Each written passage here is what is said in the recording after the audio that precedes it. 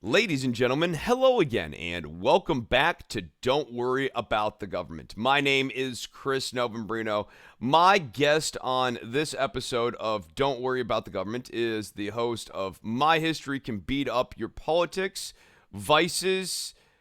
Bruce, there's other shows that you have done. There's the one on the Constitution. What's that one called? They signed. They signed. I remember. The signers of the Yeah, Declaration. Yes, indeed. Yes, yeah, indeed. yeah. He's Almost made forgot. made many a podcast product here over the years. Over 400 strong now. Welcome back to the show, Bruce Carlson. Thanks, Chris. Great to be back on Don't Worry About the Government.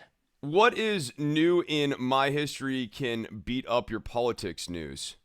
I think, what we've really focused on, it's been interesting, is the 1890s in America. And we have an upcoming four-part series.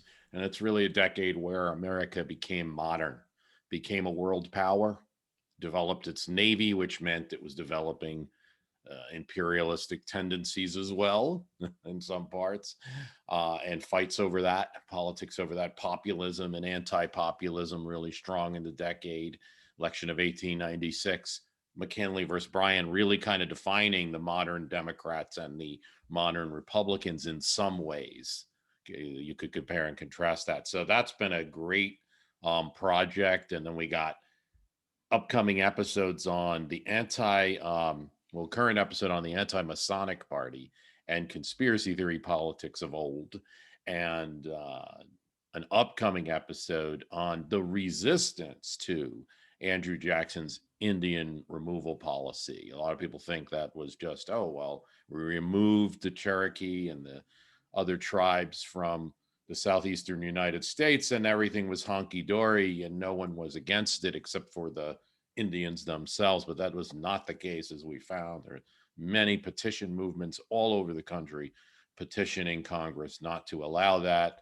And then you had figures like Theodore Frelinghuysen, a big Whig senator in New Jersey, and Davy Crockett, a congressman in Tennessee, against this removal, speaking out in Congress, and a large vote against it. Barely passed, actually, the bill for Indian removal. So it wasn't a Jackson policy that had overwhelming support. It was a radical policy that Jackson was engaging in. And we talk about that. So it's been really cool time, 2021, for some good episodes.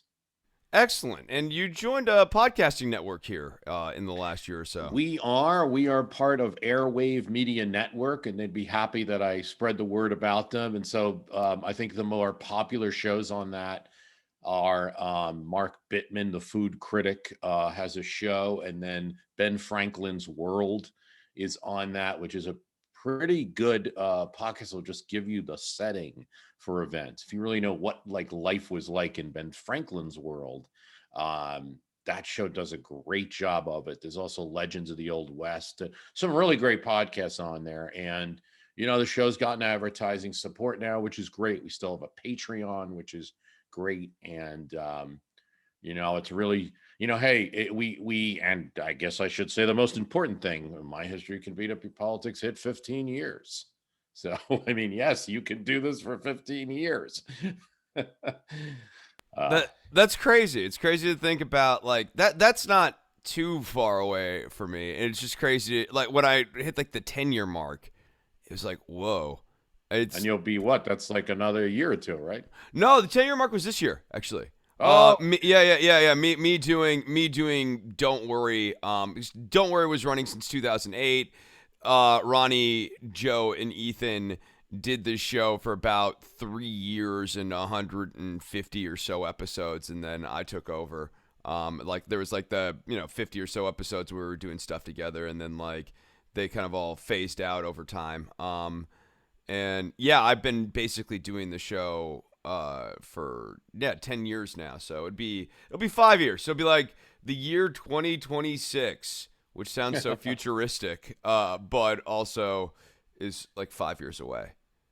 It's crazy. yeah. I mean, the medium's changed. Yeah, absolutely. Started 2011. Yeah, there were always a lot of podcasts. That's one thing I'll always tell people. If there's any image that it's like me, you, and Dan Carlin sitting around with giant, the oversized white iPods that wasn't really the case. There were always hundreds, maybe even thousands of podcasts. It's just that most of that phase one podcast, you know, just never lasted. They did a couple episodes and then they faded out. It wasn't a good. iTunes used to be not really well curated, which is Mhm. basically how Don't Worry was able to sort of like rise up through the muck back in the early. Yeah, no, it's Me too, a why. little. Yeah. No, it's also like why organic growth has been tricky now, is everything's very algorithmic instead of you just kind of like bubble up and do decent numbers. You're But not I, I getting the I would talking go through. heads. I would go through and like listen to other shows, and they'd be either Yeah. one recorded very poorly, like no one even attempted to mix them, or Mm. two, they just like made a handful of episodes, got themselves listed on iTunes, and like they're just basically dead podcasts. And there've always been a lot of them though, and I it saw was my first instance of a phase one or era one podcast that restarted, and it was this one called History Zine, and it went from 2010 doing nothing to 2020. I guess with COVID, he decided to update it. And it was a great one on the War of the Spanish Succession history podcast. And he actually tried to do a magazine. See, people are experimenting with things. It was kind of cool. And then there were, just like there are now, some terrible podcasts. I'll never forget the one I remember. It was like 2006 or so. And the guy was like, Bush, man. I just don't like Bush. And like that was the quality that you had. And look, even I had bad sound quality. Everyone did. Nobody was an engineer. And now they're much more supported and corporate supported. And that's good and bad. I see a lot of techniques of like people shortcutting, stretched out series that don't really, like, it should have been 2 episodes. And now you're seeing them like stretch it out to an 8 episode podcast. There's all kind of things that are bad with the company support, but on the other hand, it's the way of life. Everything yeah, else gets like advertising. on balance, I think it's for the listener good because you're getting better audio quality, which is Mhm. nice. But like the flip of the more organized, more business like, more corporate, if you will, sort of podcast thing is that the producer really doesn't have room to just jumble up the format. Like I would never be able to Right. get away with retooling Don't Worry to like whatever my mood feels like once every 12 to 14 months. Like it would you'd have to put out a steady product, which like on one hand I get, but on another hand it does part. I think some of the joy of radio is like if someone's really good at it, you can just put a mic in their hand and whatever they're gonna do is gonna be interesting. Like Dan Carlin, kind of when he was at the peak of Hmm. his common sense stuff, he would just go into the booth and do, I don't know, I'm assuming about 2.5 hours and cut it down to about Yeah. 45 minutes to an hour, and it was just good. It like Yeah. he just and I think that a radio network wouldn't have understood that product. They No way. I mean, I remember was approached by one of them, and they were like, "We need a writer for this podcast. Could you write the script?" I'm like, "No, I'm not going to write a script. Like, I am a podcast host myself. I mean, like, but you could tell they just wanted." So I'm like, "Oh, already I don't like it if somebody's writing it, somebody who knows history is writing it, and then somebody's going to read it who doesn't know what the hell they're talking about." I long ago, and I'm sure you're very similar. Like, long ago, I can't do full Dan Carlin or just like have a set of notes. And I can't do full Mike Duncan either, where it's like everything's scripted. I think both of them are trouble, at least for me. So I've definitely come up with this in between thing where I have a script and I will read parts and I'll read from books and historical little bits, maybe a newspaper account or something or speech, and then mix it with, at a certain point I just want to put myself on that microphone and I have to edit it fine, but I want to be talking and maybe even conceiving of thoughts while I'm recording, because that's what the listener deserves. And I think the main thing is, as we get all these corporate things going on, uh, we got to make sure we're pushing podcasting to at least be the separate entity that it should be, to at least like you know, take advantage of the medium and its independence. Yeah. That's it, right? I worry about podcasting falling back into the same traps that radio fell into, and the radio that I used to get so annoyed with, like when I was in college. I worry, or I sort of see podcasting with this stuff. When you start turning it into a radio station, you start bringing the tenants into a radio station, into podcasting, you're reintroducing some of the things that made radio bad in the first place and why podcast was such a refreshing alternative to it. Yeah, I mean, of course, they've been trying for years. The radio industry has seen podcasting grow. At first, they, like anything else, sort of made fun of it and things like that. And then now you see them really wanting to get into it, and that's been going on with some of the podcast movement or other show. I recall going to a podcast movement lecture in a giant room, and it was just radio executives. I mean, literally talking down and telling us what we needed to do. And I just walked out. I was like, I have no interest in this. I'm great. I love podcast movement. It's good to meet people and stuff. And I love best practices and all that. But outside of best practices, don't tell us like what to do. You guys, we've been taking your audience away slowly but surely. And so I think that's still going on. And, the other thing about podcasting, which I think is great, is that it has the ability, you see, like all of the written internet and its ability to be algorithmized, let's say, algorithmized is a better word. And, Zuckerberg.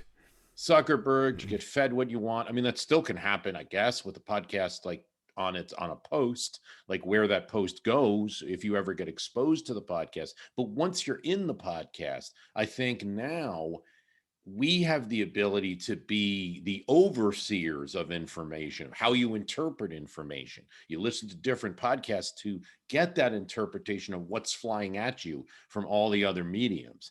And that, I think, is its contribution. That, and then the thing that radio shares, like if you're listening to Howard Stern or anybody else, it's like that intimacy of, it's a voice in your ear.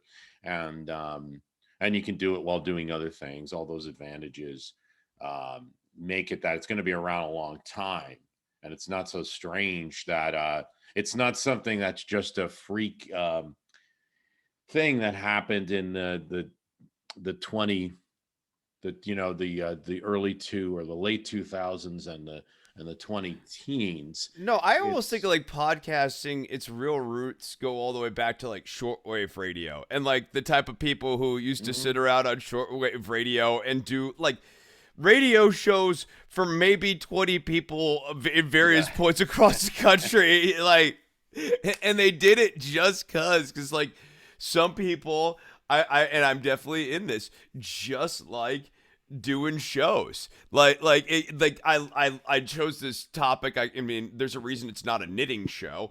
Not the least of which is I know nothing about knitting. But like, some people also just beyond the topic that they're talking about enjoy the practice and like the whole thing of like actually making a radio presentation. And I think like what makes podcasting great and why I do sort of, I mean, this is not a hot take at all, but like why it's going to be here to stay is that like the point of entry is so low.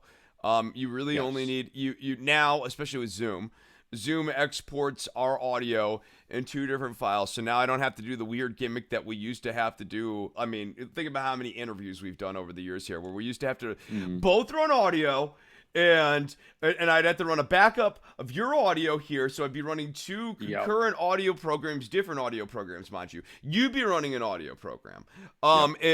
Video was a non-starter. Like we would try, I think we did try that. There's like beta tests of video like on Uvu, I think was the thing I was using back in the day. But that didn't go anywhere. And like there was no way for any listeners to get this. All this stuff, to summarize, you'd have to get all those audio files. Like Bruce would have to send me his audio and I have to send him my audio. Then we'd have to go and we'd have to sync them up time-wise in the project file because they wouldn't be quite in sync. And sometimes you'd also experience internet drift based on the way Skype was working. So you'd actually have to go and fine-tooth comb it all the way through the interview and make sure the audio was syncing up the entire time. I mean, the editing process for all this stuff used to be really kind of like skill intensive. Like you wouldn't just be an amateur and decide one weekend, oh, I'm going to make a podcast. You'd have to be committed to learning all this stuff. Now, Zoom makes the video very easy. The video is edited for you, basically. You can go in there. I mean, if you've got like 10 seconds at the beginning of the video, if you just like staring into the camera like a mook, you can go in and snip that out real easily, either on QuickTime or on YouTube, and then your video's done. You have a video podcast. It's up on YouTube now. And the audio, you can get this exported all as one big file, put it in there, put a little music on it, you're done. Like, it's easy for the average person to make a podcast now, which is great. I also think that the thing that is great about that is it means that it keeps moving the football a little bit back towards like the average Joe, because like any average Joe could hop in and make a podcast. Doesn't mean it's going to be any good at all.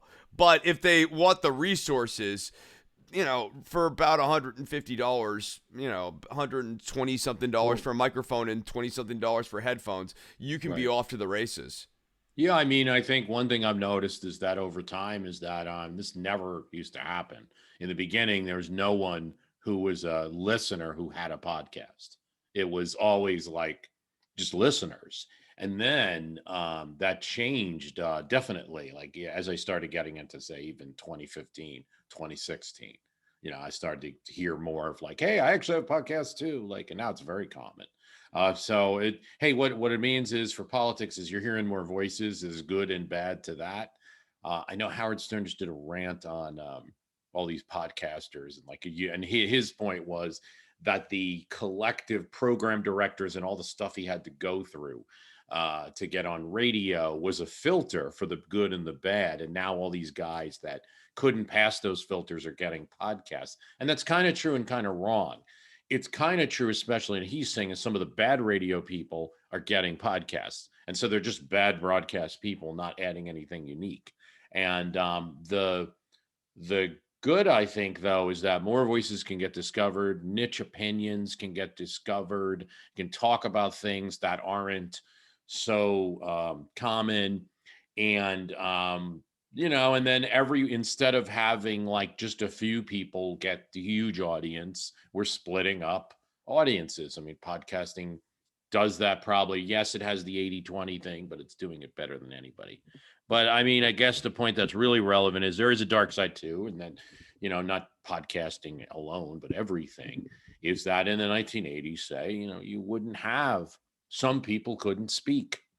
Their speech wouldn't be heard. They had freedom of speech, but no real audience. And I would think if you're talking about people like minimum wage workers or even a lot of college students, people, who weren't represented by, say, a labor union, or they'd have to rely on that labor union alone, now can speak. Now you have to hear voices, but we don't like everything we hear. There's a lot more of it. It's not as much. Yeah, the flip side of that is in the 1980s, your crazy uncle had radio shows he could listen to or TV programs that he might be able to watch, but like he couldn't actually start a YouTube channel and get 10,000 views for spreading misinformation on the coronavirus or talking about how the election in 2020 was stolen and illegitimate and how we all need to meet up. I mean, you had like the closest you would come is like zines, which were still very difficult to put out, like paper-based zines, very difficult to put out. And those are like zines would be okay. So you'd have zines like on the coast and stuff, and then you also would have like my grandmother, rest in peace, Grandma. But I remember Grandma got a VHS called The Clinton Chronicles back in the 90s, as part of like the Whisper campaign. So like they did have like ways, but even that is still gatekeep. Like there's still gatekeeping going on there because it takes a lot of work to put together a VHS mailing list. Not like there could be a dedicated dude who has a basement converted out to doing the VHS thing. You would see this from time to time, but these are also people who have like serious projects going on in their life. It's not one of the things about the tools making everything easier is that sometimes the tools making things hard did do a little bit of quality control. I get what Stern's saying there, but I also think he's probably broadly wrong about, like, the pros and cons of radio versus And even if podcasting. he's right, it's like shake your fist at it all you want. It's here, and we have people, and quality control will be done, because if someone's podcast is terrible, they won't be able to keep it going very long, because eventually, without an Well, audience. okay, so here's the thing. It depends on how you define terrible in Mhm. that sentence. I agree with that sentence in one premise. If the guy gets on the microphone and is like, politics, Yeah. that's not, people are going to change the channel. However, let's say someone gets on there and puts out information and material that you and I would go, like, not only is the tone bad, Mhm. not only is the guy Mhm. crass or whatever, it's patently bad information or whatever. That is not necessarily, I mean, we've seen this demonstrated time and again, not necessarily a disqualifier for them enjoying No, greater no, radio because the success. opinions, there are people who want those opinions to be true and will seek it out. I do think of all the mediums, though, I think this is the point. Um, Podcasting is the least offender here. That's a statement I'll make.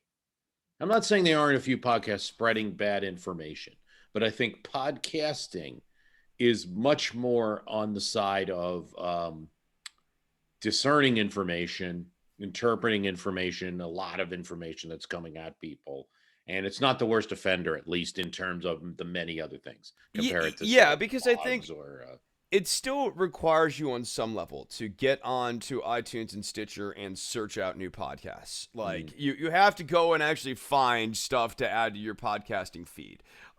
You can, of course, get yourself into an echo chamber and all this sort of thing. And I think, how one defines an echo chamber, et cetera, et cetera.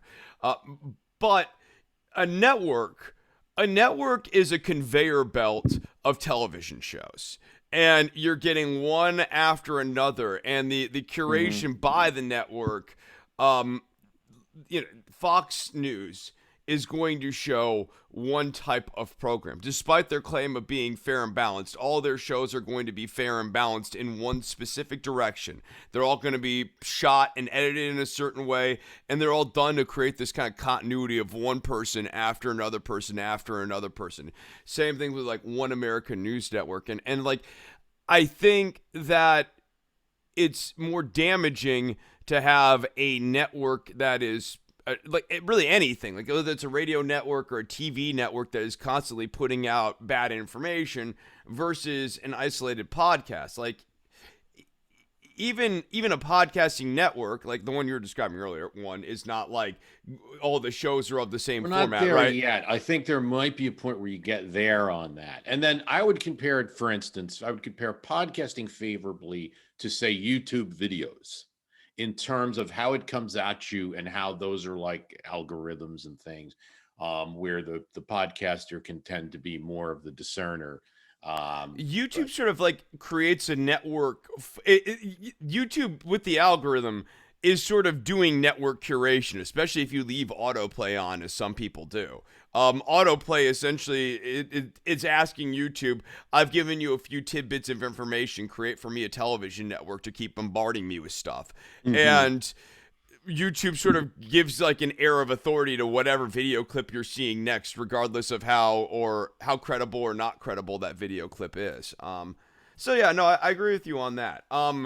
Speaking of misinformation, I think a fun place to pick up here is, or to pivot to now, is before we were chatting, you told me that we hadn't talked since December of last year, which means that we have not talked about January 6th.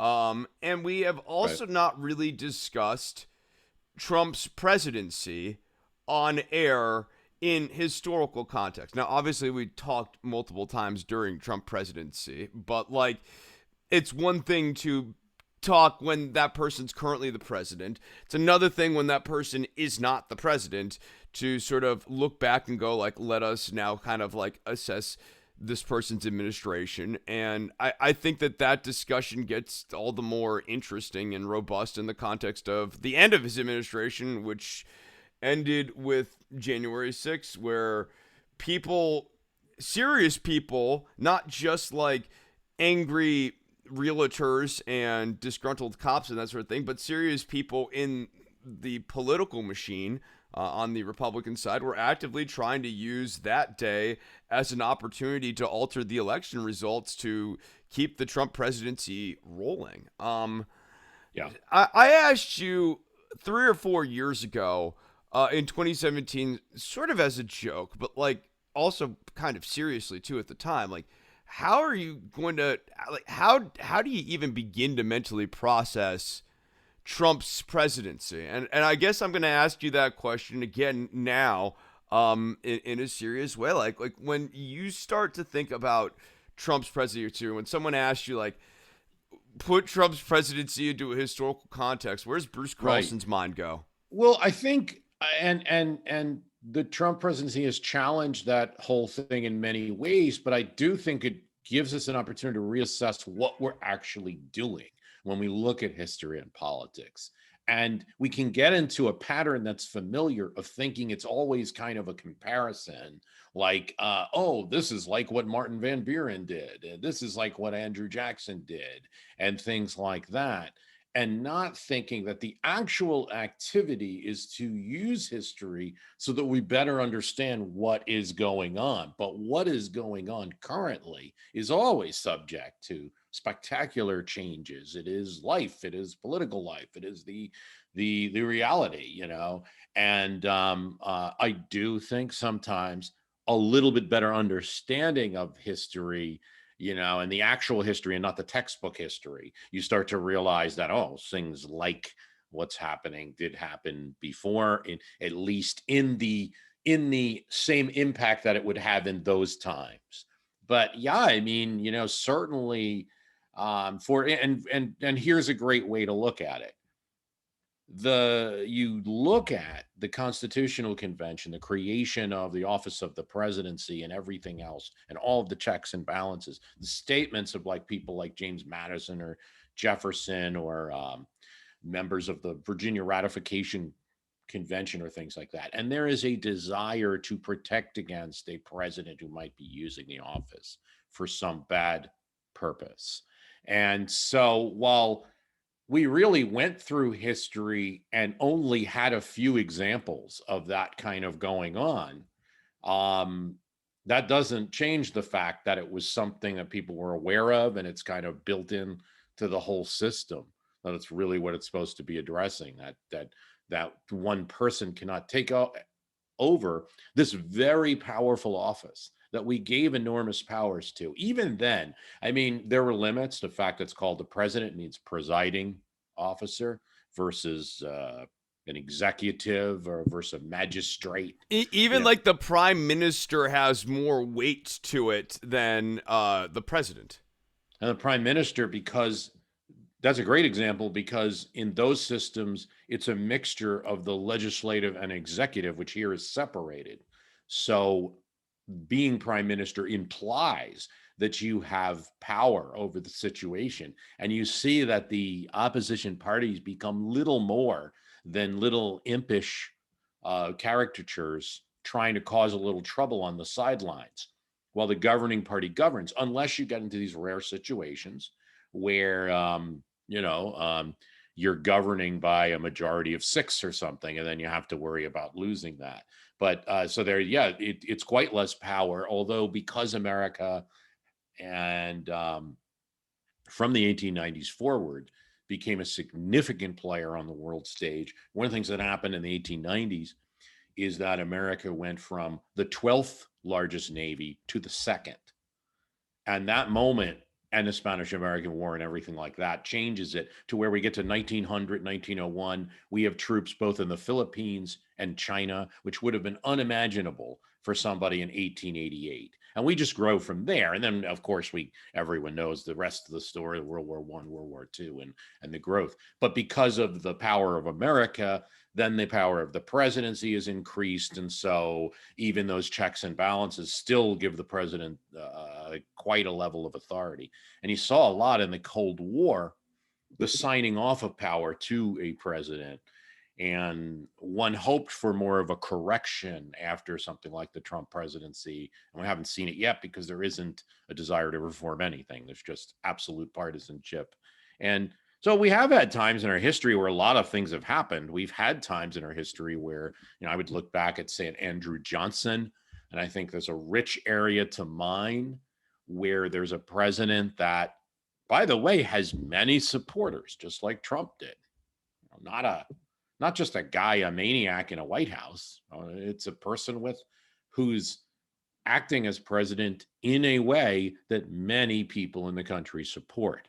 Probably not the majority of voters at that time, but acting in a way that many people support, but doing things to frustrate the Reconstruction and the way that probably the Reconstruction would have went otherwise, even though Andrew Johnson was always claiming he was implementing Lincoln's plans. You have Nixon. That's an obvious go-to, where you have a president that was doing certain things that were, subverting the law, and that obviously was even proven, and probably a lot of other things that we didn't always see, or there haven't been as much light on in There's a history. different intellectual vibe. I'm Mhm. trying to do this in a professional way, but there's like a different intellectual vibe with the Nixon White House compared to the Trump White House. When you read about some of the dialogues, some of the interchanges between Mhm. not just the chief executive, but many of the people who worked for Donald Trump, you just I would go so far as to say the Nixon people seemed sharper.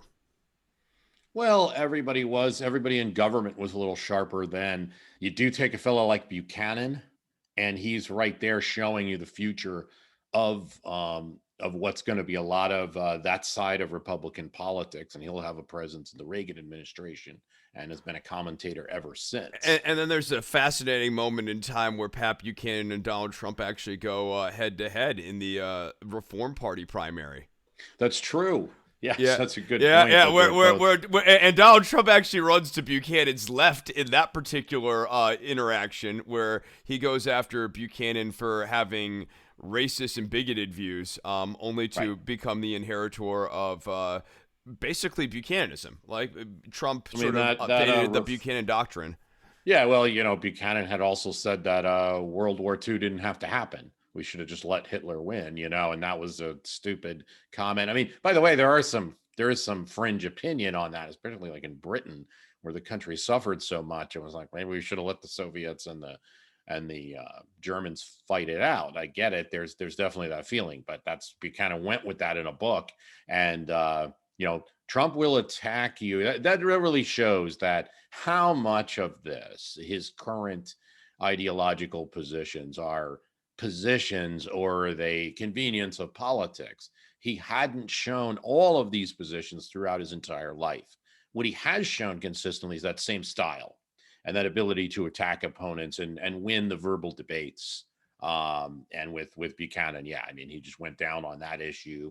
If when Ted Cruz tried to attack him for being a New Yorker, there he was defending New York and everything that happened during 9/11. New York values was the thing in the primary. So he's going to use whatever cudgel is available to him.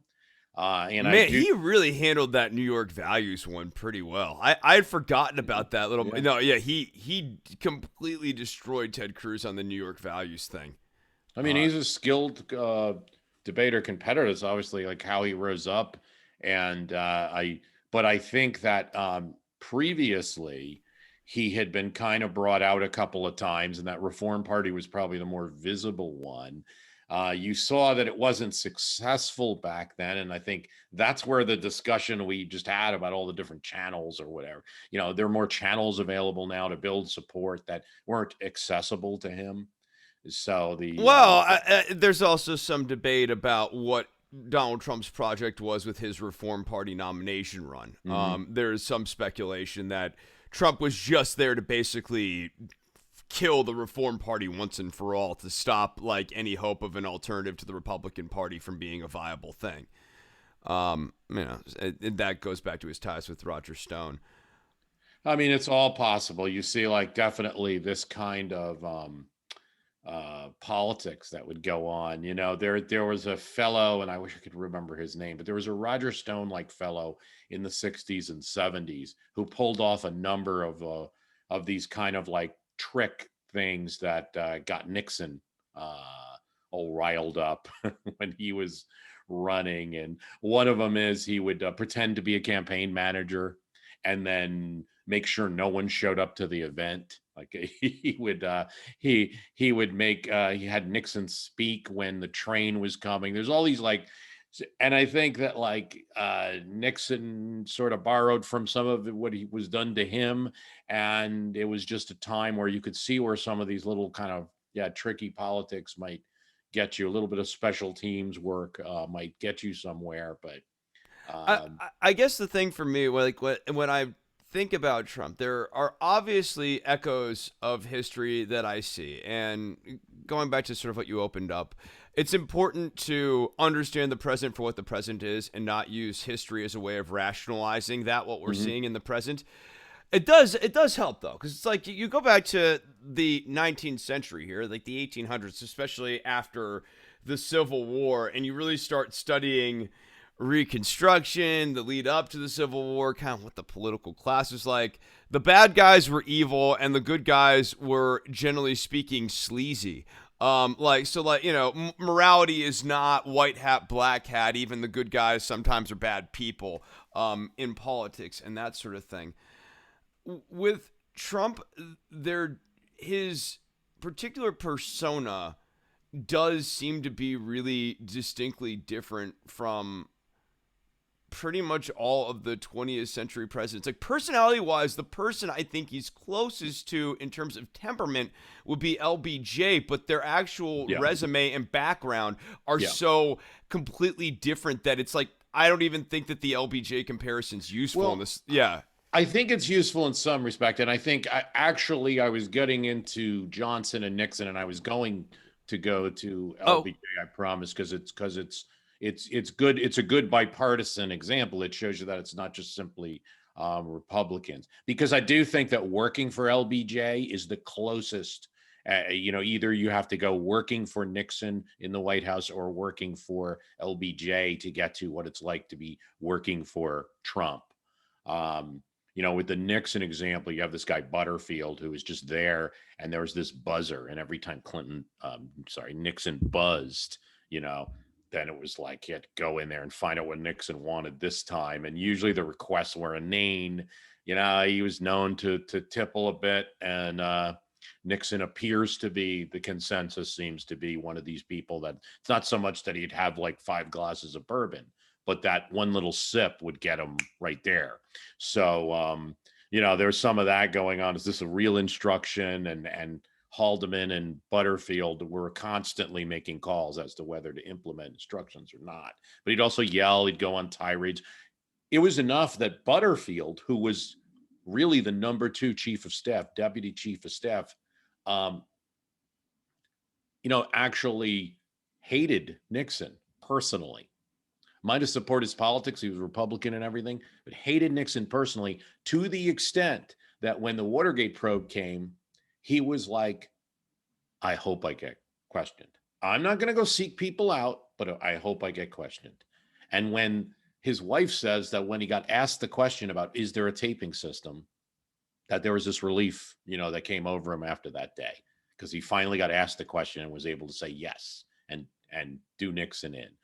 He just didn't like him personally. Now, LBJ is exactly the same with the people working for them. He's a very difficult person to work for. Yes, there were loyalists. There are people that love him to death that worked for him. But there are others that, were miserable. Some of them wanted to leave. The younger ones, he was threatening to ship them off to Vietnam. Some of the Kennedy people that stayed on. His treatment of Hubert Humphrey, I mean, it's terrible, horrible. I mean, and led to him losing that election in 68. He just choked off any maneuverability that Humphrey could have as an independent man. It's, yeah, he was a very controlling person. Um, and that led to a lot of good things that people like Medicare, and bad things like continuance in Vietnam and not allowing differing opinions. So, yeah, I think that that LBJ becomes a definite example of somebody who's kind of like, it didn't matter what the consensus was, what the opinion was. It was LBJ was going to make the decision in that White House. And that's a very similar thing. Nixon, yeah, I mean, pretty similar, pretty similar. He's a little more persuadable. I think Kissinger and Haldeman had Ehrlichman like kind of had his ear and pushed him on things. The LBJ aides were more taking instructions from him. And then you have the full circle. The opposite is like a Reagan, where it's like the employees are running the show, and he comes in and makes a big speech. So I do think that these are all examples of what like a Trump might be. Now, you also brought up the Civil War, and it is true. You have to, for this partisan time, you can go back there and get the equivalent.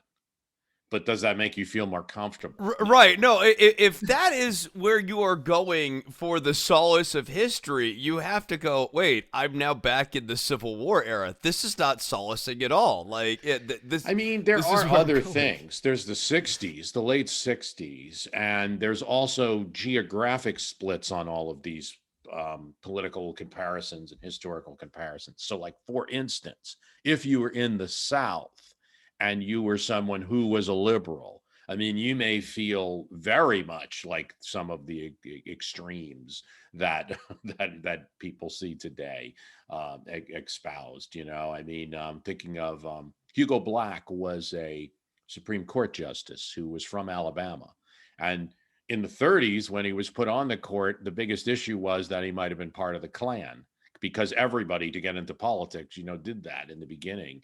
And that was the big controversy. Well, when he gets on, he's liberal, he's totally pro civil rights and everything like that. He becomes biggest friend for civil rights on that court, and he's a big part of the Warren Court. Hugo Black was not really, quote, allowed to go back to Alabama to visit his home. I mean, he was not safe in his home state. He lived in Washington, D.C. after that. Some of his relatives were harassed. I mean, what he was doing on the court was the people were so angry about it. So when you see it like from a broad spectrum, there is a lot of extremism and violence in American politics. But yeah, I think it's visible. I think it's more to the fore. It's more common maybe, but there were It's better. elements. It's better covered. I sort of like. I think about this like. It's kind of like the way Rodney King is this important moment for where like you could actually videotape an incident. Like it obviously it's Yeah. important for the Yes. crime on the tape. But like it's also notable to me in a technological standpoint that we had arrived at a point where people had camcorders that could shoot in camera and actually capture on film something like that. Because if you go back 25 years, the idea of that existing is basically impossible. Like you have the Zapruder film, a silent film, a silent film that's like frame by frame sort of thing, whereas like this is a videotape. Now we can videotape everything. So we see more of it because the incidences of videotaping have gone way up.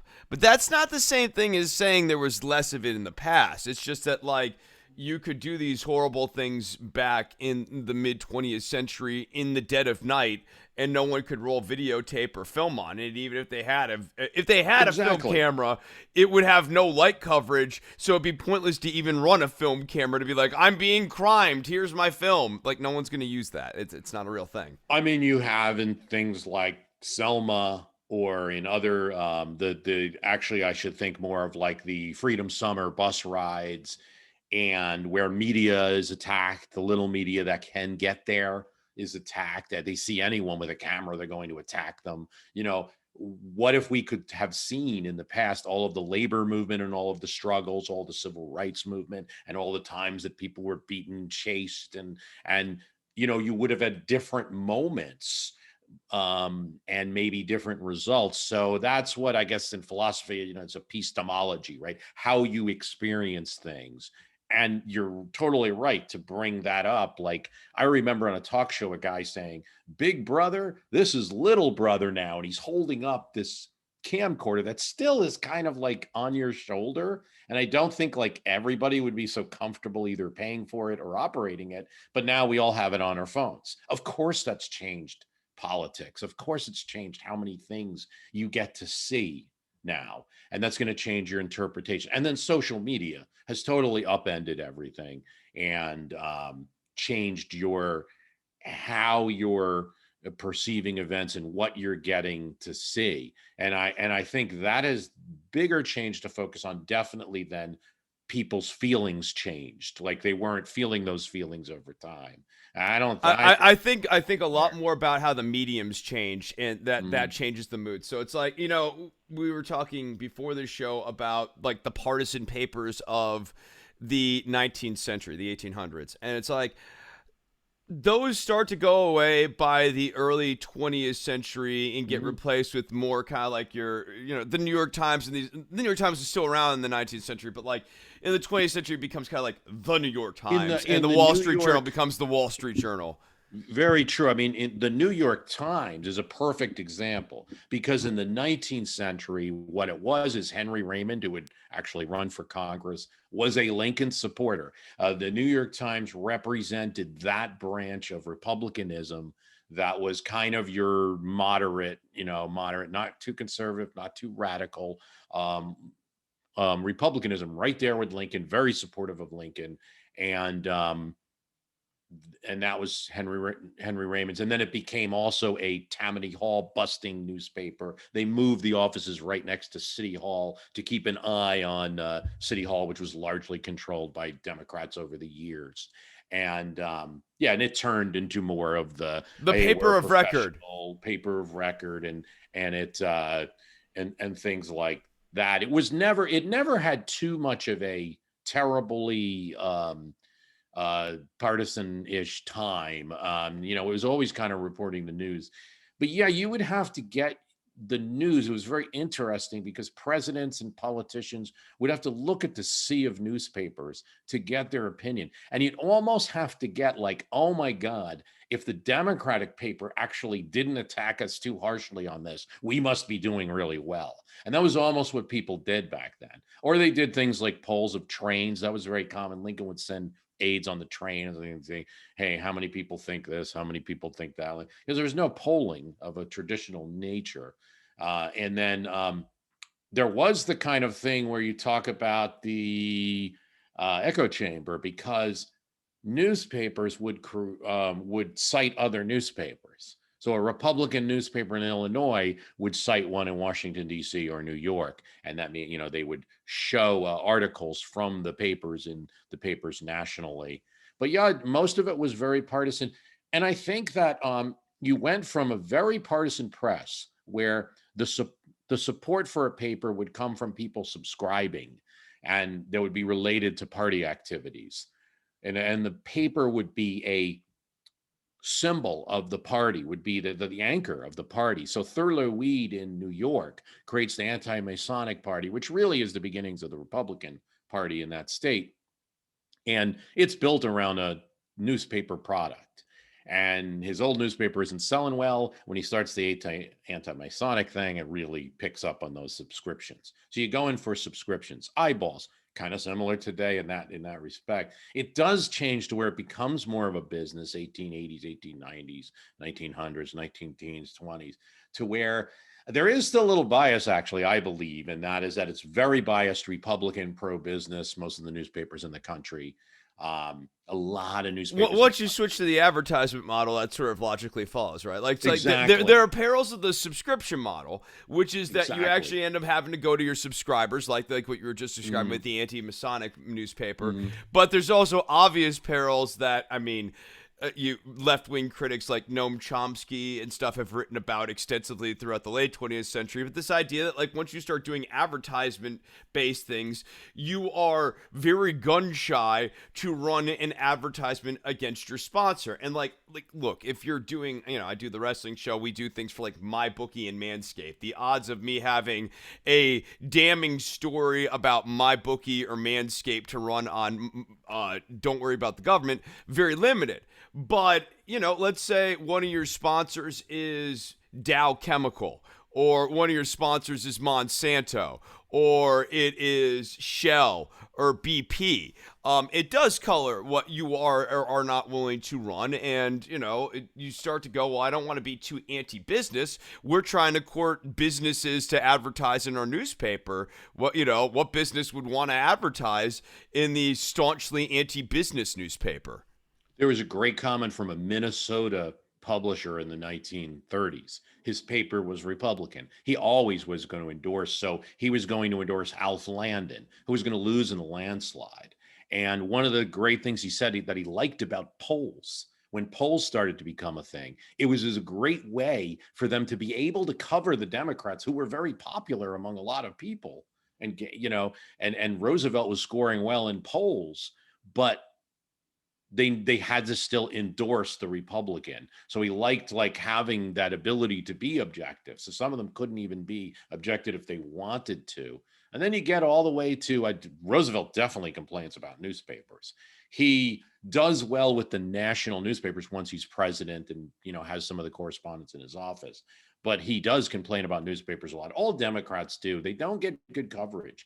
Kennedy has a whole, a lot of complaints with newspapers, and they're always writing letters, he and Robert, to newspaper columnists and the like, even though they're very good with the press and telegenic, but he's using that television press conference to get over the heads of what sometimes are biased newspapers. So yeah, news sources and you can focus too much on epistemology. It's because so here's what the reason why I was bringing that up. I was bringing that up because I think the medium for news information very much sculpts the way the public processes politics at any given point. I think this sort of logically follows, right? You are Joe Citizen in 1890. You want to get the news of the day. What are you picking up? You're picking up a partisan newspaper. And so the information is flowing to Joe Citizen through the lens of a partisan newspaper. Maybe Joe Citizen gets 2 copies of 2 different newspapers and likes to be a diverse reader. Maybe not. And I think when we're looking at the mid to late 20th century, we had this moment of, I'm putting it in air quotes here, objective news, where things were you had 3 or 4 networks. They had a commitment to do both sides and everything like that. It was kind of a tightening of the lens that had good effects, that had bad effects. And when I think now in the information age, the internet age, the podcast age, the nextdoor.com age, and the QAnon age, we now have a different 4chan age, if you will. We have a different way of getting information now. Right. 4chan, which I'm sure is probably evoking a chuckle from some listeners. Guys, that's where QAnon got started. And QAnon is a robust conspiracy theory that actually engrossed and captured the minds of so many people, to the point where that Ron Watkins guy, who many believe, and there seems to be some decent evidence that he's actually the guy who's largely behind QAnon. This guy's running for Congress. He actually basically started his own independent partisan press, updated for the 21st century, called it QAnon, and basically took everyone on a LARP that's culminating on him running for Congress and him being a bit of an internet celebrity. And more importantly, actually sculpting the minds of people. Facebook is a newspaper of sorts. YouTube is a newspaper of sorts, and the medium changes, and I think that changes the public. And then the public wants a different type of politician, and that's where I think Donald Trump really fits in. He's a product of reality television. He's very much a product of 21st century media and a mirroring of it. Yeah, well, I think that right. And if he's ahistoric in a way from other presidents, it's obvious he didn't go the way of any other president. And then if you take the one in the 20th century that was a little different in his origins, that would be Jimmy Carter. You still have somebody who was a governor. And I'd even go Reagan with the TV career. Reagan might be another kind of useful analog, but then Reagan still, this is why the LBJ and Nixon stuff also fell kind of flat for me earlier too, is all of them had real governmental experience. And so when LBJ's being irascible, and he is, he's also being deeply strategic with a wealth of experience that like you just simply can't go, oh, LBJ doesn't know what he's doing. Like No, because obviously many of the times he's chewing out people. It's because it's like, if you do this way, it's not going to work. Like you're about to fail in front of my eyes, and I won't let that happen. And whether somebody's being too much of a blowhard or not, that's what it's based in. And I don't know with I actually believe there's some of that in Trump, because here's what Trump's career skill has been, and that's public relations, getting attention, making statements and not apologizing or abandoning the statements or going the reverse or accepting the premise of the interviewer's question. So when he sees behavior like that, then you see him on these things like, how could you be doing this? You're ruining me on TV, where the most important thing is that TV show the next morning. So, I mean, in that, yeah, you see a similar pattern, but on everything else, like running things, I mean, I don't think it's coming from this wealth of experience. It's coming more from what is helping his particular politics. Yeah, and a commitment to forward motion at all costs, which is, I think, basically how he got himself into the January 6th situation. Like, I think, like, at his core, the guy just fundamentally has a hard time losing.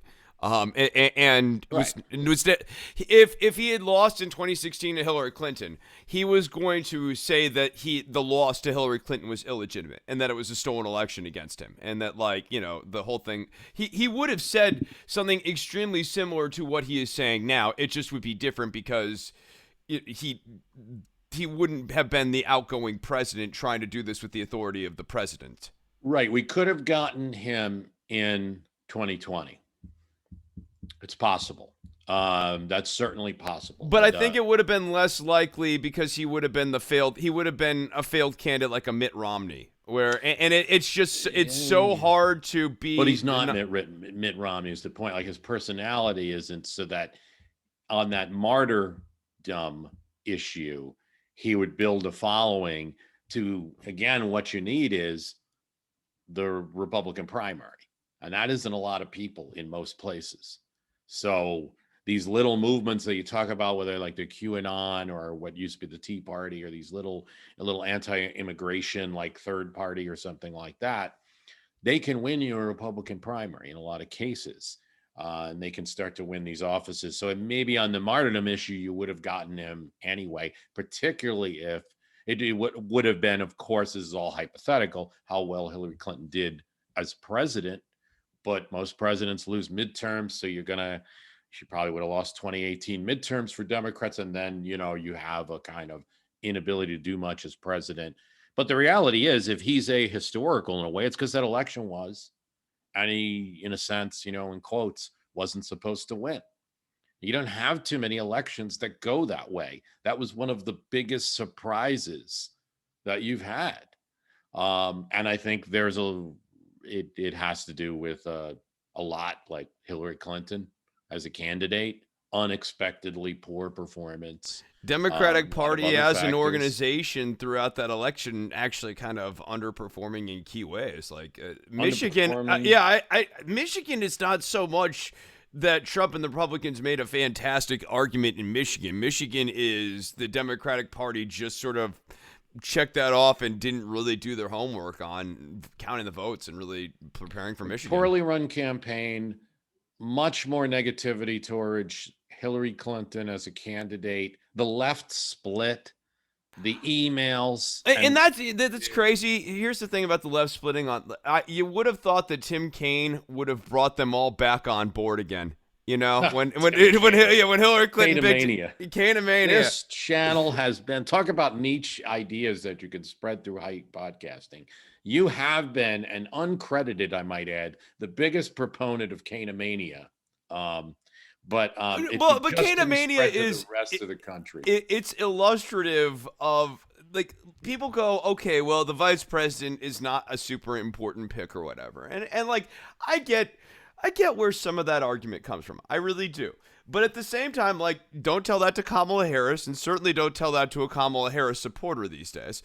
And I would also submit that the vice president can, in a sense, do harm, because it was Hillary Clinton saying with Tim Kaine, well, we really don't need the Bernie half of the party. Right. It isn't about the VP. It isn't about the powers of the VP or anything like that. It was part of a broader lack of acknowledgement that there was another side in the primary and that Bernie had performed exceptionally well in a lot of as opposed to historic Democratic primary candidates against a front runner who had like a cabinet experience. I mean, so there was just a lack of acknowledgement. Were they willing to do a little bit of a deal at the convention behind? It was always behind the scenes. There might have been a few selected Bernie delegates that they were working with, but it was not this broader, like, we understand your ideas, we accept. And you could feel it. Everybody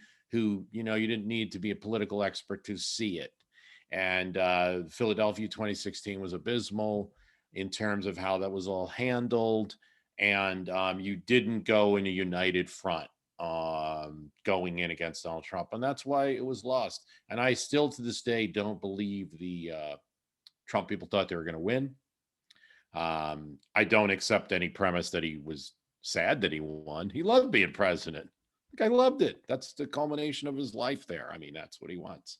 But, but he didn't expect it. He figured he'd have to at least sit out, build a network, build TV network, and do the other stuff. Yeah, I mean, he was exploring launching Trump TV in the waning days of the campaign. It seemed like the next move here was when we got screwed out, and that actually gets back to our broader discussion here about medium and politics and medium and all, right? Like, Trump's first move was, okay, I'm getting out of this. What am I going to do? I'm going to go and launch a TV network.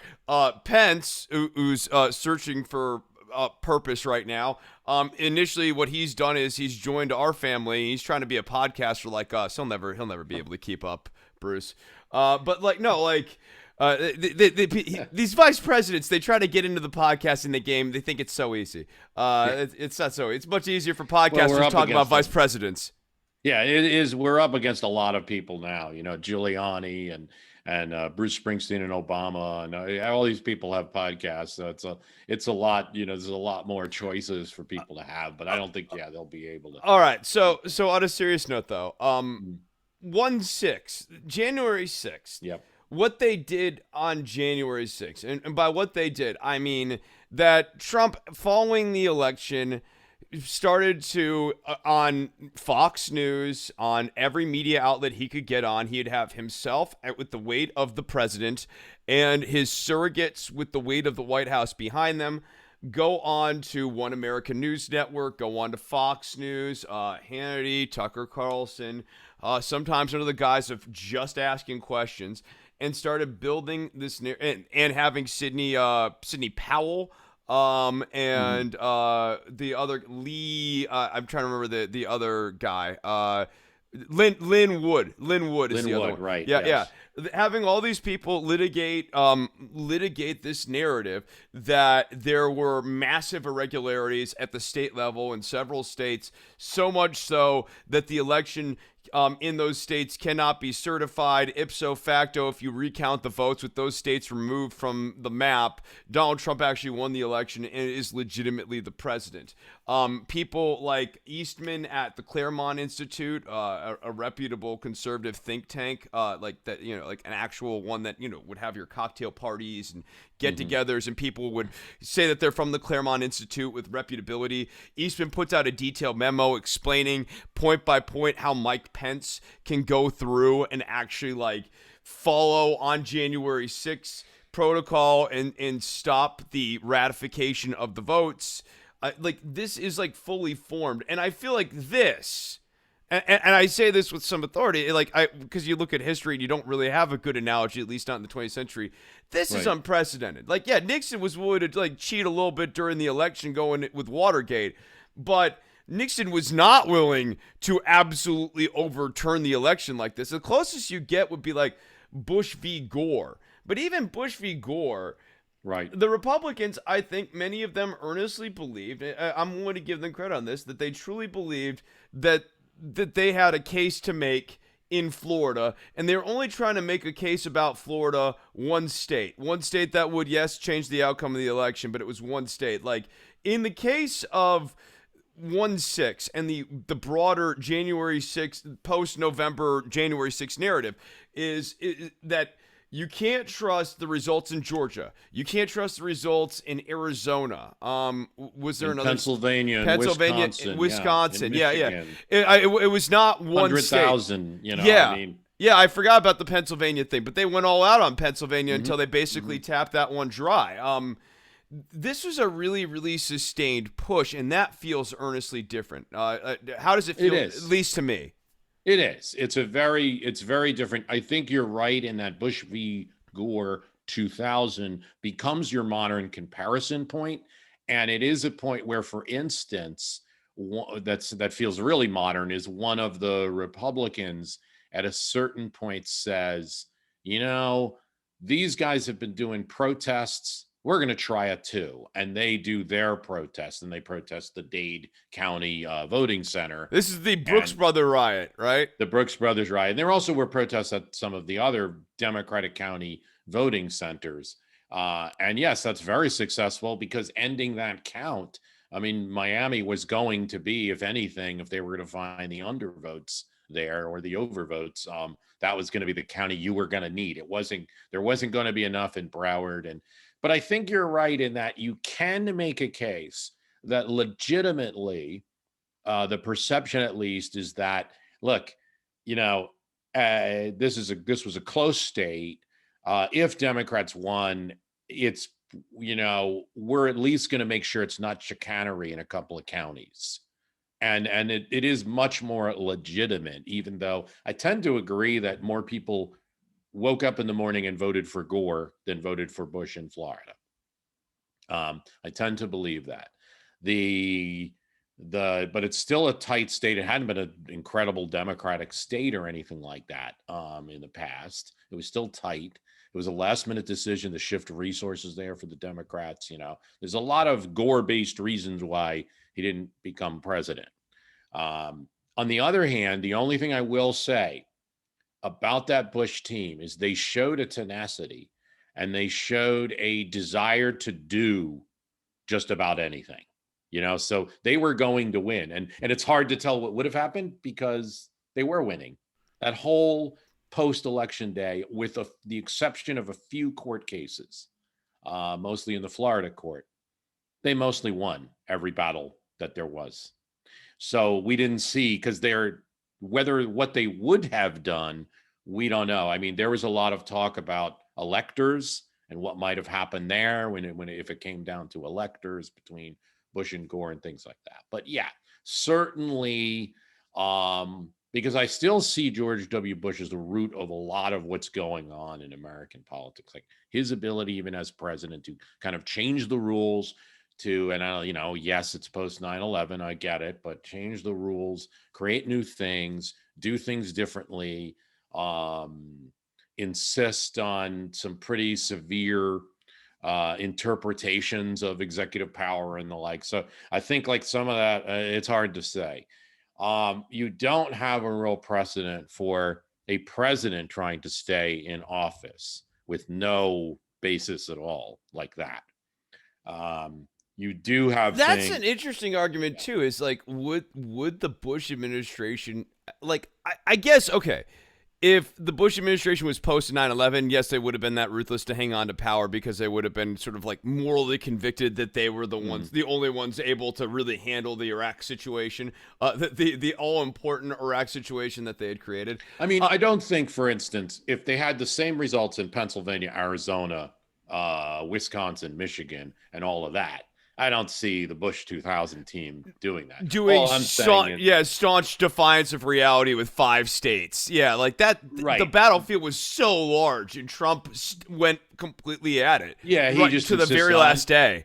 And I think that all it showed was, I think, if you ask me, that affected Georgia. The negative of all that vote, that big lie pushing, has been a negative for Republicans, even if it's tactically effective in some cases. Like, they could have almost somehow got the vote counting changed or whatever, or stopped the vote counting from happening. I don't think it ever would have, but outside of that, it was long-term strategically bad. We should not have won those Senate seats in Georgia. I mean, Democrats should not have won the Senate seats in Georgia. I mean, yeah, you don't win that.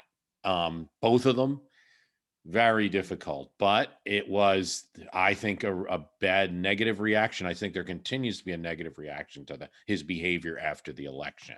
That's an overall negative for him. It will hurt him if he runs in 2024. That will be one of the issues against him. It'll be against him if there is a primary opponent.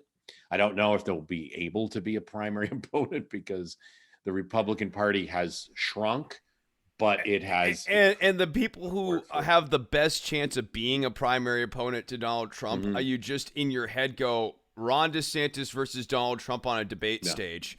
No, not a chance. First of all of their talk, the only reason they're even in the news or in the talk is that they're adherents to Trump or supporters of Trump, so they can't run against him. You have very few people that could do it. And I don't believe there's even an opportunity for a moderate Republican to run, or someone like a Romney or something like that. I don't think it can even happen because there's not enough support for them in any of these state parties anymore. A lot of people have shifted to independent or Democrats. The only thing that gets Trump booed at this point is when he says, go out and get the COVID vaccine. Outside of that, there's nothing in his presidency. Again, it's so that perfect. He doesn't even get booed for 1/6. Not really. I mean, think about this. The boos are more robust for, hey, please go and consider getting the free COVID vaccine that I had a major role in making sure was free and available for all of you to get, that I went and got in January. Yeah, that's the thing that gets him booed. I'm not putting an RNA in my body. No way. No. I mean, that's what you're getting. But it is so funny, so telling for me, because it is such a personal decision that he made. Like, in other words, self-preservation is the ultimate goal for him. So, of course, he got the vaccine. He got every treatment he could possibly get. When he got COVID in October of 2020, he threw everything at it, right? Absolutely. And he knew it was real disease and all of that, because that's the self-preservation. So the one thing he espouses, like, yeah, I got the vaccine, and then then people boo him for it. Yeah, he's not. But that's what got him not for 1/6. And like, right. That's I mean, I think about that and I go, wow, we have among half of the country, there's two major parties in this country, and in one party, basically the approach to processing that day 1/6 is that this was somewhat normal, and or even if it was abnormal, not so abnormal that it bears even booing the coordinators or encouragers of that day. That the people more worthy of scorn are people like Liz Cheney and Adam Kinzinger and that sort of people who, in my opinion, are putting at least somewhat of an appropriate context on the gravity of the situation of that day. Right. I mean, I think that ultimately it was so, and now that you see the pieces coming together, and I think that Congress is right to investigate it more, because it really has to be sewn up better than the media is able to do right now. But when you start to put the pieces together and see the coordination and the lack of action at the Pentagon and in other places, you start to see how terrible that the event and the coordination was. That just planning to have a rally like that on the same day that the votes are being counted, and I believe that Congress has to reconsider its procedure now. That it's an illusion that there's any kind of actual vote. It's a procedural vote to accept what has been sent to you. It's a ceremony. I cannot change. Yes, that's the thing that really bothers me more than anything, is that coming out of this, there has been no attempt by, I guess it would just be the Democrats, because it would be too much to expect this from the Republicans, whatever that says about them, but like an attempt to really codify explicitly the idea that what occurs on the 6th of January, following an election year, is a ceremony in the Mm. same way that like the inauguration is a ceremony. It's not like no inauguration, therefore Joe Biden not president. Like if for some reason the inauguration had to be postponed due to, let's say, like a ridiculous blizzard, it's not like Joe Biden's presidency would be stalled off a day or whatever. They would just do the ceremony where the Chief Justice officially swears him in a week later or whatever time in the future. It wouldn't preclude it. Like that there are the actual laws and then there are the ordained moments in American ritual that we do. Right. So I think if there was more of a terrible incident, which of course I feared on that day, and that's what makes it so horrible. I mean, the horrible event is I still can't imagine. I can only say it was probably the success of the few Capitol Police that were there, and few guards that no lives were, no one was injured in Congress, no one was. You can certainly imagine several notable Democratic legislators, mostly women, who, if they had been in the halls and caught Right. in the halls with the MAGA people, I truly believe something bad would have happened to them.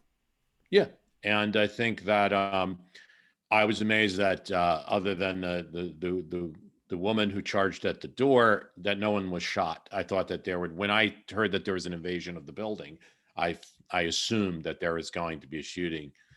You had in the Canadian Parliament in, I believe it was 2005, an incident where a person just with a gun just runs in. It was very open, kind of like our Congress used to be. It was very open, and the Parliament building in Ottawa, and just runs in and just starts firing.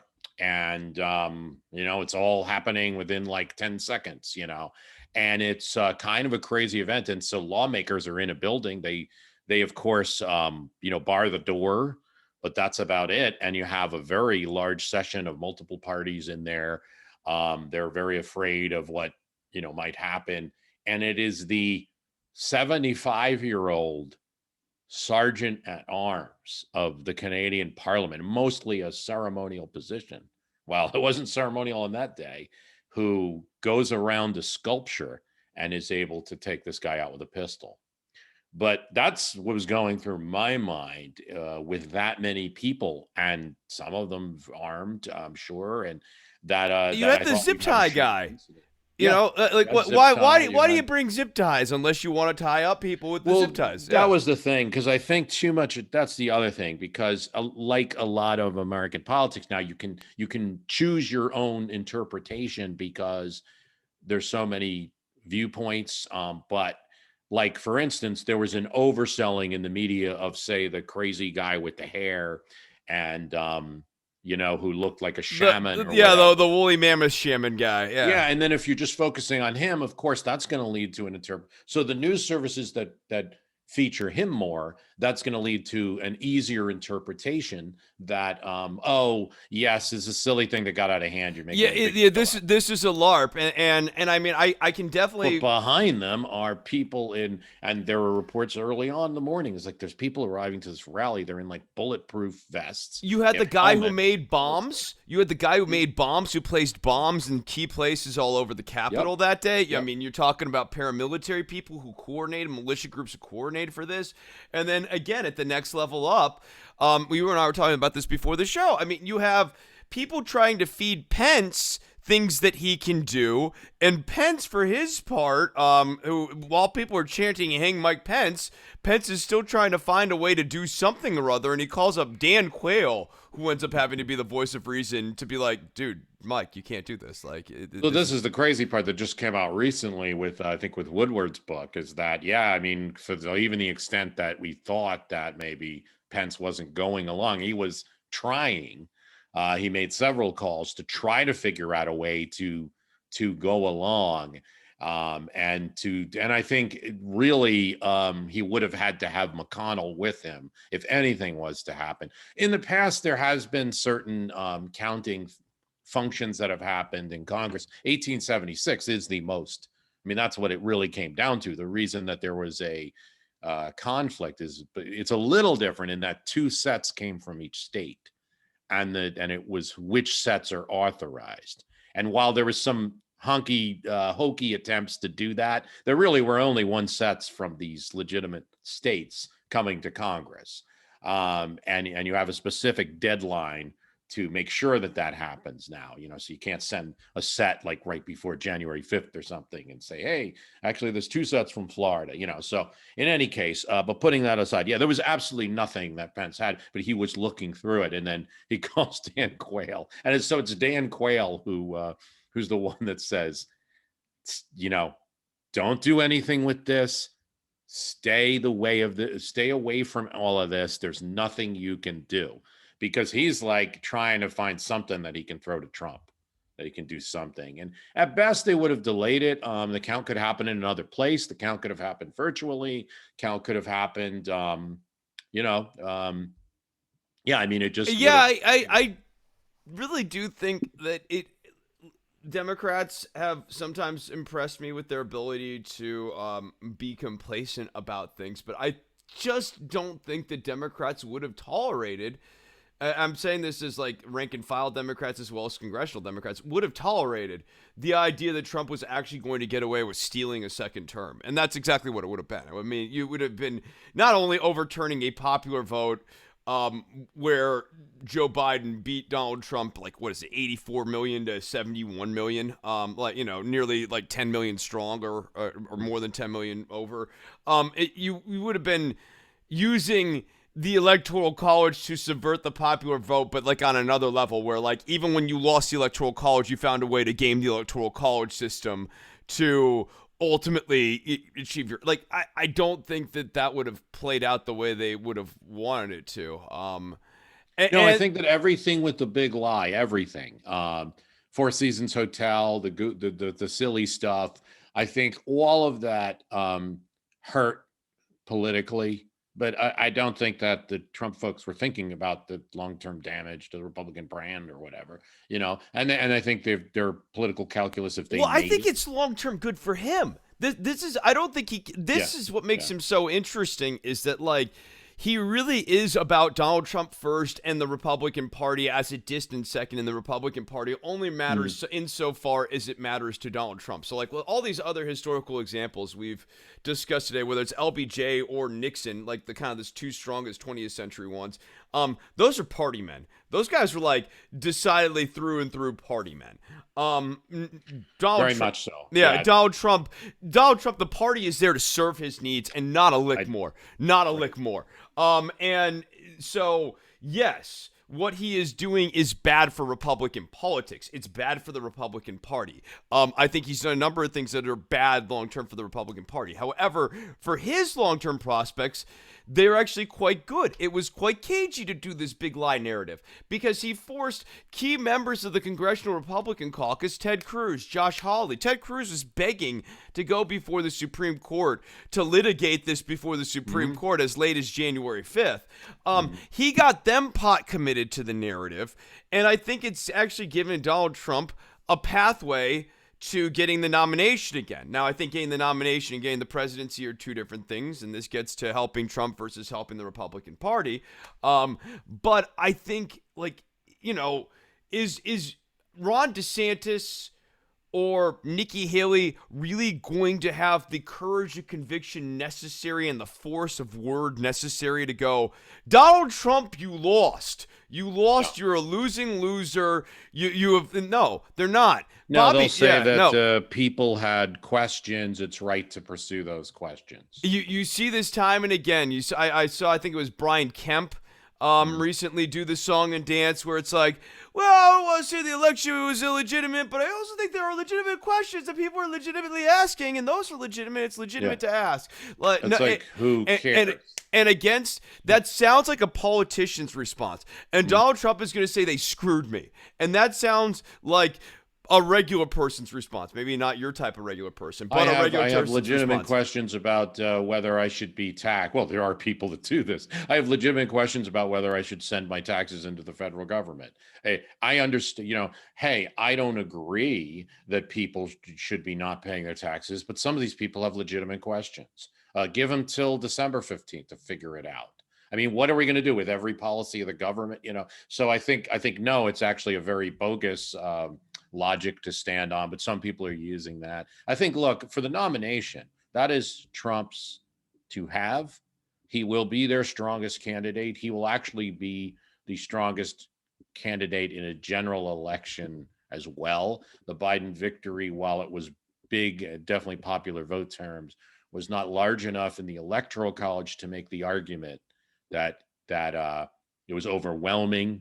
Well, you can't do it without Trump, right? Like, this is very much a Bernie 2016 problem for whoever the would-be, like, Hillary Clinton is in this analogy, where it's like the idea of Hillary doing it without Bernie, it was not actually, it was not really a thing.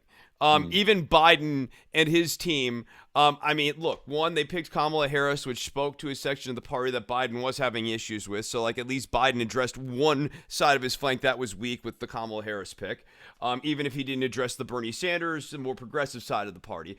But then he also made sure to actually have Bernie real heavily involved. I think Donald Trump is sort of like Bizarro Bernie, which actually I guess sort of makes some sense when we kind of think about Trump like in a number of different contexts. And I think that if for some reason he didn't win the nomination, having a jilted Trump not embrace the Republican nominee would essentially doom that Republican nominee. That Republican nominee would be just sort of swimming hopelessly upstream against a massive current. Without Donald Trump's actual approbation. Yeah, and I think that look, I mean, not a very popular guy. He wasn't a very popular president. His approval rating, below 50, the whole presidency. But the people who love him really love him. They really love him. So that speaks to a primary. It also means that they're very in poor prospects for a general election, no matter who they're running. Like I said, they run Trump, it's going to be tough. They run another person that's going to be, who is this person? And then, even if it is Harris. Who is this person, and does Donald Trump like this person? Like, how that's going to be a source of conflicts constant. Yeah, right. He doesn't like easily. No. He doesn't like easily. He's not a good brand builder. He's not actually good at campaigning for other people. Yeah, because that involves essentially showing a little bit of deference to the other person that you're sharing. And Trump's not good at that, man. Like I remember the one that always sticks in my mind is when he went out and campaigned for Martha McSally. Martha McSally he was doing an event. He's like, all right, get up, Martha. You gotta be quick. That's what he's like. Yeah. That's what he's like. And I think that, it is amazing. It's great for building this group of supporters. It is for whooping up a crowd and everything like that. It is not, it's not great for building people that actually like you and also getting beyond the 50%. Although, in politics today, you can do a lot with small groups because we are so divided and we do have all our niche opinions and everything. But yeah, I think he's going to have trouble with that. What you do have, though, coming up is a midterm, and the midterm is very, very different to where Democrats now, as the party with the White House, are historically indicated to lose midterms. Doesn't mean they necessarily lose the House, but the House is so close that it probably does. And, the party in the White House loses seats. That's just a simple rule. You have a couple of exceptions over 100 years. I think there's some potential for the Democrats to sort of stave the tide off on this. Like, for example, COVID-19 and the fact that does create political rifts inside of the Republican electorate, that coupled with Trump's weirdness about we better not don't vote to teach him a lesson. There are a few things that are happening that I think might actually sort of slightly break in the Democrats' favor, but let's say if the midterms were tomorrow, oh no, they'd be getting trounced because they haven't delivered on this Build Back Better bill. I've done podcasts on stave elections. There's only been a couple, and I guess the way to look at it is it's winning the lottery politically. So if you want to aim your strategy at that, that's what you have to do. You have to win the lottery politically to win a midterm when you're in the White House. So the ones that have done it, George W. Bush, right after 9/11, making a big issue about the Patriot Act, Democrats who voted against it, targeting on patriotism, using, your un-American rhetoric directly. Um, Franklin Roosevelt, 1934, New Deal, as I looked at it, It like, requires at least one major externality that is mhm, completely outside of your mhm, control. So like you cannot master your own destiny to a successful midterm election. Like it requires, like you're saying, Great Depression, yeah. 9/11. I COVID-19 to me presents an opportunity for something like that. It is a large enough externality that I could see Biden potentially doing something on that, or like the window is. In a second term, midterm, second term, Clinton gets it in 98 on the anti-impeachment issue. So a reaction to impeachment being an overstatement. He only wins, it's only 5 seats. None of these staves are big. So you actually have to, and then you have 1962 where Kennedy, after the Cuban Missile Crisis, successful handling of it, they were expected to lose really badly in that election. And he only loses like 10 to 15 seats, which he had a Democratic House overwhelmingly. It was nothing. It was a pinprick. So some say Jimmy Carter in 78, but I think that was still hurt a bit. Um, and it hurt his position a bit. So I think, yeah, you hope for the best. You do need something. You're right. You need an externality or some kind of, it doesn't have to be external totally. The president can do something that might lead to him. And that's the lesson of, all of them really. There's a role for the president. I just don't see it. And I think, again, you're not always going to, winning the lottery is a tough strategy. So you're probably going to lose those midterms. You hope to, if you're Biden, to hold on to the Senate. And if you ever had a choice, you want the Senate versus the House as a president. You probably want it as a party. You can stop everything with the Senate. You can get your nominees through. Yeah, It can I'm function. hearing that one senator has a lot of power these days. Yeah. A little something about that going on. Yeah. We did one. I did a cast on that recently because I was hearing so much about Joe Manchin, cinema.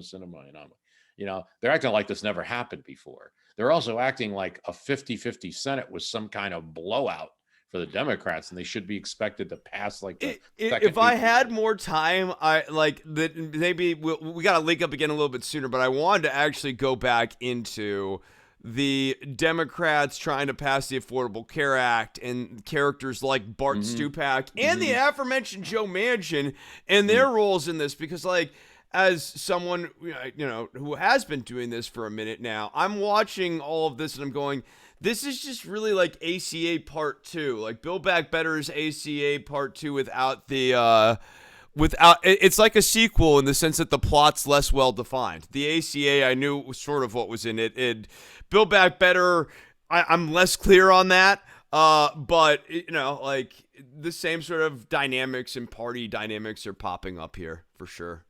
Oh yeah, I mean there was. I absolutely believe that there were all kinds of payments, but special Christmas tree bills that had to be done to woo senators, and senators have a lot of control over the agenda. This is not new. The new one is the cinema a little more. I mean, Manchin, to me, I don't know why people are making such a big deal. I do think like a Democrat from West Virginia is a pretty rare thing. You may not have it too much longer. Why are you like really thinking this guy's going to deliver the second New Deal for you when, especially when the second New Deal isn't as economic as it used to be? What is it? What is it you're looking for from him? For cinema, I do understand that there's a surprise at a state that, although arguably, McCain was there before. It has trended Democrat recently. I mean, it's pretty close for Hillary Clinton there in 2016, and now Joe Biden wins it. And they were, surprised that someone like a Sinema who would get that seat, particularly coming from originally a Green Party activist, then becoming a little bit of the enigma. And that one's a little more of a news story. I get it. But the fact that senators behave this way is really not shocking at all. They have a lot of constituencies that have nothing to do with Pennsylvania Avenue. Yeah. But we'll have to get into that here at another time because we've actually been talking for the better part of an hour. I know. Feel bad now. We no, did no, a you're whole doing thing on the podcast, and I don't know, but that's no, no. But we gave the people a solid hour of Trump talk. Well, look, I think it's interesting too. I mean, one last note on him is like, it's really interesting to think about this guy who is going to actually run for the presidency. I think if you're a betting man, you got to put your money on him running again, and that makes him so different from almost any other former president. Like you know. That changes their relationship with the party and stuff. And this is one more sort of like semi-unprecedented sort of thing, or at least unprecedented or in our lifetime, in our media age, our media medium age, if you will. I mean, the last time this had to be dealt with was Gerald Ford 1980, where you had the big presence, the immovable force. It has to be addressed. Elephant in the room is the best way to say it. Has to be addressed because there's no way we can just ignore it. Gerald Ford is a sitting ex-president, barely loses 76. And, you know, that was dealt with. It was dealt with almost to the point that they offered the vice presidency to him. And it was a combo of he didn't really want it. Reagan didn't really care that much, but kind of didn't want to give it to him. And Reagan would have tolerated it, I believe. It could have been a Reagan Ford, probably to out him in the 84 election and put someone else on. But you came pretty close to Ford wanting to jump in and run for president. So you have that here. You're right. It totally sucks the oxygen out of any other candidate. He's going to have to make his announcement. Well, he doesn't because he's Trump. He can do whatever he wants. So he'll not make the announcement. It means there'll be no oxygen for anyone else running, so that it will become inevitable by the time you get to 2023, early 2024. I mean, he's going to be the only one in it because no one wants to speak out against him. Right. Like it's so hard for me to fathom. But here's the problem. He would have to decide he doesn't want to run. It would Yes. be bad if it's bad health. Yes. And the only thing I think that's going to make him decide he doesn't want to run is that he's in ill health. Well, he would right. I thought, well, no, well, don't forget, what is his major thing? He does not want to lose. If he thinks he's going to lose, either through the normal mechanisms or through all the hocus pocus mechanisms, he will not run. He'll find some reason not to. It is going to be tough because that in itself will be admitting a bit of defeat. So it's a really tough, almost tough situation. One thing that I remember from our last talk is there was still an open question if we'd be hearing a lot from Trump every day, dominating the media. I think that's been answered, and I kind of got it right. I was actually using Governor Cuomo's prophetic. I didn't realize that he would be the one that would be out by the time we're talking again. But he was saying, like, no, when you don't have the pulpit anymore, you don't. And that is largely proven to be true. I mean, Biden, although he doesn't go on Twitter every day, has the pulpit now. What he says is more important right now than, so it shows you how important it is to win these elections. If it will be very interesting if when Trump gets his Twitter back, because I think the novelty of having him back on Twitter will change things, and then I also think in terms of just like the power dynamic at that point. I mean, look, even without Trump having Twitter, which is a pretty big handicap, Trump still has this outsized weight on the Republican Party. On the Republican Party, yes. And on Republican orthodoxy and Republican media. And I only think when he gets his social media back, and he will, he's going to. I really believe this. Like it's going to be basically impossible for Facebook and Twitter to say to a presidential candidate, we're not going to allow you to have social media. Oh, but I think you're right. However, the question will be when he breaks the rule again. So I think he's going to be on and off. And if there is an election period, they'll probably coast him for the election. But they may end up booting him again if he's not a presidential candidate. But I think it's basically impossible for any of these big impossible. And I'll go even one step further. Inappropriate. As bad as Donald Trump is, and like he is bad, but like you can't. big tech deciding that they're just not going to have the Republican or Democratic nominee on social media is only actually an acceptable policy position for like a political partisan. Like if I you're think actually, yeah. I'd go back to, I think, yes, that's definitely a huge question. And it's a huge thing. And yes, especially they get the RNC or DNC nomination, because at some point in the future, way future, this could be a DNC we're talking about. It could be some kind of like wacky Democrat guy that gets the nomination, but he says stuff. I think they got to follow their rules, though. I think that maybe with a little bit higher threshold, they got to follow the rules. If someone's saying go down to the Capitol and go get them, you gotta follow the rules. So I think like that's the way they forward. So it isn't just Zuckerberg and Jack in a room, deciding who gets to talk. I still think despite the Twitter, there's a little bit of fade out from him, because now every time when he spoke in 2015, it was this novel person. Now every time he speaks, that history comes with it, of this guy who was president and had this presidency, wants it again. And it's, so I don't think like he gets the same traction as he used to, because everything's a little compromised. The big lie there, I think, has helped a bit with that interpretation. But Yes, though, like the big lie in COVID-19, I think on one level made his audience small. It definitely made his audience smaller, but also like more pot committed. Because if you were on board with the vaccine is bad and masks are bad, right? Then like Trump's selling a lifestyle. It tightened up Trump from a political. I mean, you could argue that maybe he tightened up from a political brand to a lifestyle brand, but like Trump's a really strong lifestyle brand still.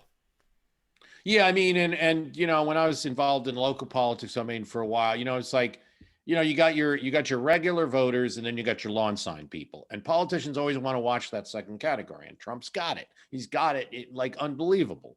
And weak candidates, Romney runs in 2012. It's hard to get people who are going to like put lawn signs all over the place.